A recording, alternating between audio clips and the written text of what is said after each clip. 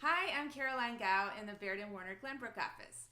I love to support local businesses when I can, so when I saw my band friend Anne-Marie Williams was starting a card shop, I jumped on it right away. And she designed these personal cards for me, and I absolutely love them. So, Anne, thank you for having us today. Oh, you're welcome. Thank you for coming. So, Anne-Marie, how did you get started with your card shop? It's kind of a long story, and it's been a long time in the making. I've always been a creative person, musician, even back in school. I loved arts and crafts, always making things, drawing things, doing photography, that kind of thing.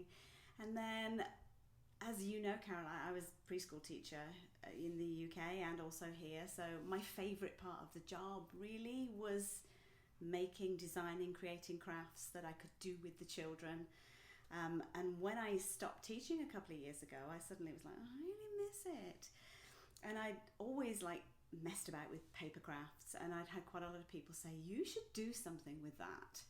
And I've dragged my heels. And then about a year and a half ago, I was gifted a cutting machine, which I spent 6 or 7 months just playing with, making cards, making all kinds of weird and wonderful things.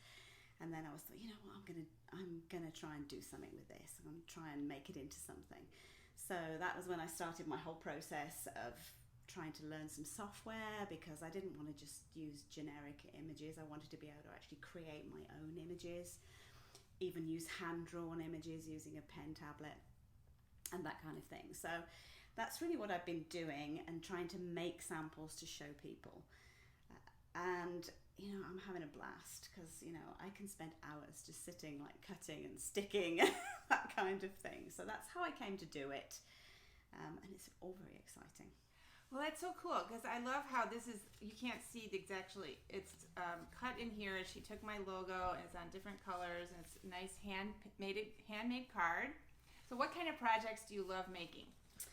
Cards obviously are my favourite thing, and I think some of that is because I think we live in such a virtual world, and I know that I use online apps to send greetings to the UK because of mailing costs and all that kind of thing, but I do feel that they're a little impersonal, and I think it's kind of nice to step back to a time when we give or send a paper card.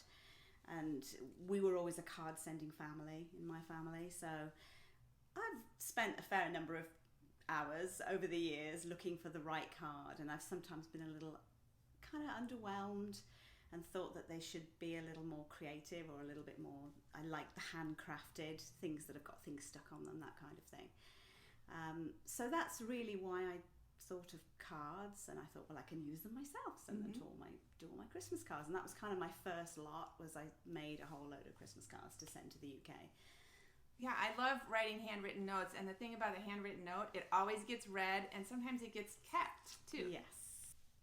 Anne-Marie, what do you call this where it's kind of indented in here? I just call it a cutout. I'm sure there's probably a technical creative name for it, but it's basically where you cut something out and you stick it on, and what you see through the background is really creates your image. And also I like to make little things that are kind of a standout that I put on with little foam stickies. So people can choose whichever they would prefer. And so what you can't tell on here is this is the white is stuck onto the teal, and then there's a line here, so it's actually multi-layer, so it feels very custom. Sorry. Can you show us a process of hand cutting the cards? I can. So the design work is done in the software that comes with the cutting machine. I can also upload hand-drawn images. I can upload anything that I've made in Adobe Illustrator. You just have to convert it into a PNG first. But then you can use it in your design, so it's quite cool. Once you have that, you'll go into this what they call design space, and it will you get the option to make a new project, and then you can create pictures or images or text out of all the options down the side. The one that I'm making today is a standout graduation card. Yep, graduation season here in Glenbrook North. I'm just going to open this up. I don't know why it's asking me to do this. And you've had to learn a lot of different technologies to try to sort through.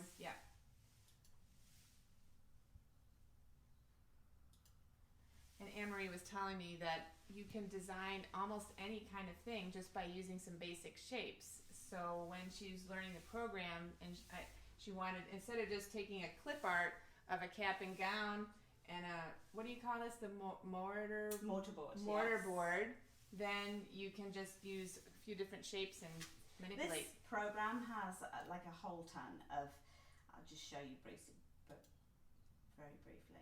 It has a whole load of like projects that people have made that you can, if you're subscribed, you can use that design and you can make it. So there's a whole ton of different things, and you can search any theme: birthdays, weddings, anniversaries, graduations, and it will show you things that other people have designed and made, and then you can just make it. So it's kind of cool if you just want to do that.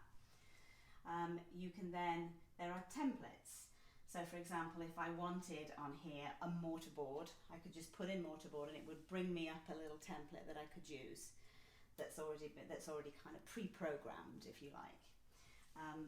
But I don't want to do that. I want to make my own. I mean, I know it's a bit like reinventing the wheel, but you know, so I wanted to make my own. So you can actually see from the shapes, I just made the mortarboard from this shape here, and then I used another shape. I used like a rectangle, which I then used the slice function where you can slice bits out of shapes. And I used like a really huge circle to slice out the bottom so that I would create the shapes that I needed. And it's really interesting because you can upload all kinds of things, as I've shown you, but it's actually really, really easy. Even like quite elaborate flowers you can make from just using basic shapes and by cutting out and slicing and welding and that sort of thing. And that's the part that I like the best. And then you just shoot this to the printer and it comes out? Then what happens is once you have it, and you've got all your elements, I'll just make this a little smaller so that you can see the whole thing. These are all the elements of it, the different parts of the card, and you can see how they're colour coded, and that's functional because it will then, once you click on make it, what it will do, the machine then will sort it into mats, and everything is cut on this machine, at least on these like sticky back mats. So you put on your piece of card, whatever it is, and it just goes down in order. So I'm just going to put this in to show you. My machine is on and connected up, so I'm going to put this in. This particular page, this first page, has a score because it's part of the envelope needs to be scored. So right at the minute there is a scoring wheel in this, which I will show you, and then I will click continue, and then it will try and connect my maker. Sometimes it's a little slow, and then you have a whole range of materials that you can choose from. This thing will cut paper, it will cut card, it will cut leather, it will cut balsa wood. If you've got the right different kind of blade. I made little earrings from just faux leather. It will make all kinds of things. It will cut onto vinyl so that you can use a heat press and make a t-shirt like the one that's on the chair over there. So it will make all kinds of things, mugs, all of that, decals. You can do anything with it particularly. So I'm going to choose heavy cardstock, and my pressure I'm going to select more. Okay, and then you can see that on my machine the little loading arrow is flashing. So I'm just going to load it in. And is that going to give you the final card, and then you just have to cut it? It will give me, each mat will give me components of the card that I then hand assemble. So it won't assemble anything, it will just cut the pieces. So then as soon as this is flashing, it means that it's kind of checked out the proportions of the paper. And once I press this, it will wait a second. It will kind of scan. Take a second, it's just scanning, it's thinking, it's figuring out what size paper I have and where to start, and then you'll see it actually starting to score. So right now it's not cutting anything, it's just indenting so that you have a nice clean fold to make the envelope. And as soon as it's finished doing that, it will flash. Quickly you can kind of see how it's cut everything. Oh, okay. And then do you have a special tool so that it doesn't you can, there are various tools, but mostly it will just peel off like that. You have to do it this way around, otherwise if you try and peel the card from the mat, it will curl. So you have to kind of peel the mat away from the card, and then you can see. These are so that's basically how it cuts, and then you go on, and then it would the machine would jump to the next part is highlighted, and you'll see what's next, and then you just use different colours until you've cut all your pieces. Once you have all your pieces, so you can see from this card, I have a green background, a green card, I then have a yellow layer, a white layer, and then my little mortarboard hat that goes on with foam tape. And then I always like to do, because obviously you're using dark art cards, you really need a white or a light coloured inside for people to write on. So I tend to just do extra squares which I can stick on inside. And the reason for that is twofold. One is so that you can see your handwriting, obviously. The second one is that, you know, the more layers you use, the thicker, more elegant, the more kind of elegant. You could tell it just wasn't and printed out in inkjet. And kind of lush. Really, that the whole design is, it's a nice crisp, tough card. Just like a luxury hotel, layers and layers of blankets. You know, that's just my taste, that I like to feel that I just think it adds quality to it. So the time often is it depends on how many you're making, the time often is not in the cutting, it's in the assembly. And having a good eye, which, you know, I think I'm fairly blessed to be able to get things, line things up by just using my eye, so that I make that. And that's my finished card.